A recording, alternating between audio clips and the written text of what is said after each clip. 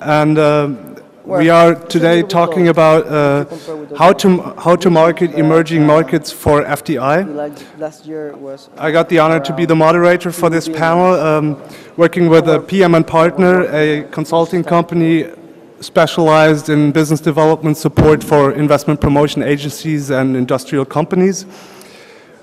I would like to shortly do an introduction to the keynote speaker, Mr. Hammerich, and he will initially provide us with an overview on this topic. Afterwards, we dig deeper into the discussion and the topic.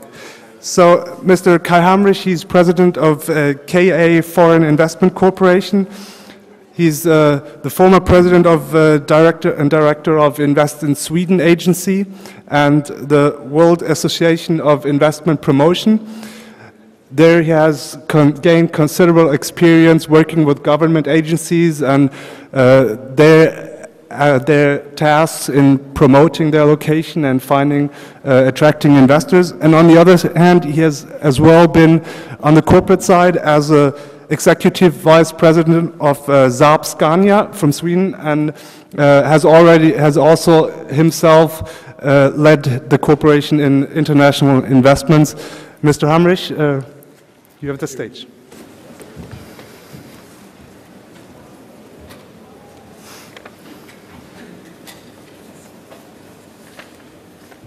Ladies and gentlemen, dear friends, it's nice to be here. This session is about marketing, frontier and emerging economies, and FDI. And we all know that all investments are extremely individual. So it's somewhat difficult to talk about the marketing of a country, because it so much depends on, is it the result of proactive activities, or is it just because the investors are coming, and so on and so forth. And you also know that it can be whatever, it can be investments because of access to markets, because of assembly, production, R&D, or many other reasons, access to natural resources. So of course, the marketing differs very, very much depending upon what we are talking about. However, I would like to say that it is about frontier markets and emerging economies, but I don't think that basically the difference is so big as, for example, when we compare it to developed countries. And I would like to, from the very beginning, I would like to state that I don't believe, personally, very much in general marketing. General marketing is very expensive, it's difficult to measure the results, and it's not very cost efficient. Of course, in certain circumstances, it can be important with general marketing. And that could have to do, for example, when we are talking about branding of the country. But I regard more or less general marketing as background music for a much more targeted marketing, which I think is important. And I would like to compare, a country. I know that a country is not a company. But I mean, you could today look upon the country like a company. A company has got a product or several products that they want to sell to find buyers in a very competitive market. And that is also what it is about regarding the competition for FDI. So I would like to say a few words why I think that it is really important to target the marketing in the right way. And that is because that we know that, as I've said, that the competition is so fierce. We know that for any IPA, the resources are scarce, and consequently, when you decide upon the marketing, you have to depart from the strategies or the priorities of your country or the IPA and the strategies and the priorities. So what I'm saying is actually that today investment promotion, that has become a business in its own right. And we are living here in a buyer's market. So the country or the IPA always has to answer the question for the investor, what's in it for me? What's in it for me as an investor? And that is why the marketing efforts and other efforts must be very, as I see it, business-oriented. What does that signify for the IPA? That signifies that I think it's important that within the IPA, the people working there are composed both with people from the business sector, as well as, of course, civil servants, since an IPA generally is a government agency. And that signifies that an IPA should actually be seen as a development, as a business development agency, as a marketing and sales agency. So the step from there to the marketing, I think that within this IPA, when you are marketing in order to attract FDI, that is that you must be extremely aware of the offer that you can make. There must be no wishful thinking. The competition for that is too tough. So that is why you have to really, or the IPA really has to analyze the strength and the weaknesses of the country, what the country has to offer, and where within those sectors, whatever they are, where there is a competitive advantage. Very often, there are done feasibility studies where you could first analyze the strengths that you have to offer.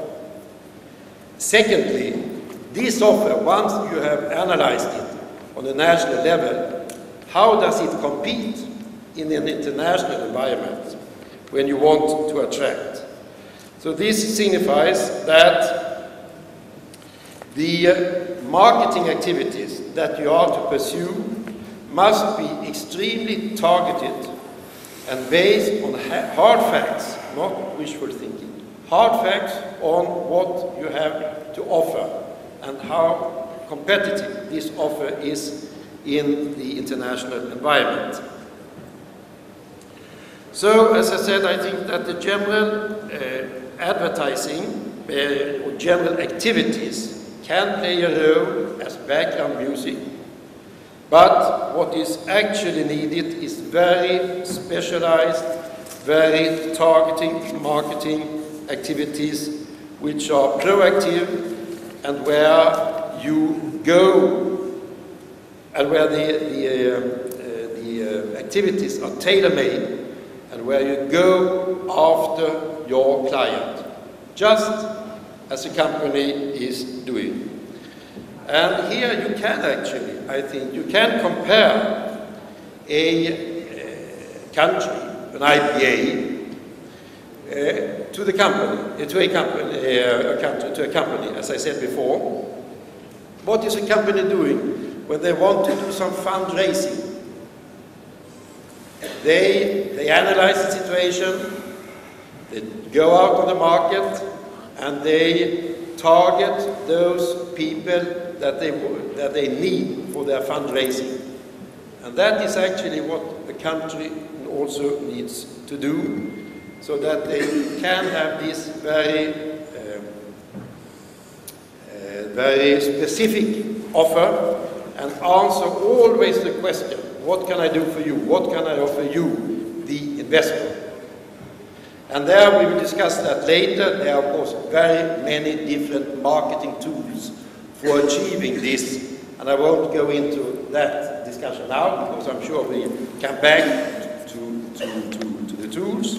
But I would like to finish by saying, actually, or underlining one thing, that perhaps one of the most important marketing instruments, that is, of course, your personal commitment, those working for an IPA. Because I'll give you one example. Way back when I worked with one of our multinationals, and I was working with investments abroad. This was the company of Saab Scania. It's an aerospace, it's a producer of passenger cars, trucks and buses, aerospace, and so on. And within the truck sector, we were to establish a assembly and production somewhere in Europe. What happens? The board asked the CEO of, in this case, Scania, to come up with some proposals. And he is doing his homework, coming back with 4 or 5 proposals and mentioning that in the board of directors. And of course, the board does not know if country A, B, or C is better than the other, so they say, okay, fine, come back with 2 proposals. And so he did. And one proposal, this is many years back, one proposal was Angers in France and one was Spain. And then the 2 proposals were there. The chairman of the board said to the CEO, okay, which is your recommendation? And he said, Angers. And the chairman said, why? He said, because everyone I met in that marine, the mayor, the marine, his team, and the agency, they did their utmost to get it. They were the best ambassadors I could imagine. And that's why I think that aspect is extremely important. The personal commitment, I think, is the most important marketing tool you can have. Because, you know, in the end of the day, with very many investments, it does not go through all, but with very many investments, there is generally a choice. It's very rare that one location, for example, is outstanding. You have 2 or 3 locations that you can choose in between. And some have got those advantages and disadvantages, and the other one has got those advantages and disadvantages. So the interesting thing is that when you are doing your evaluation for going abroad, then you are you try to be very objective. And you are very objective up till the last stage. And in the last stage, it can become very subjective, because you know that both those 2 places are very good. And then it becomes subjective. Then it is very often the personal commitment that decides which investment or which country will be chosen. Thank you so much.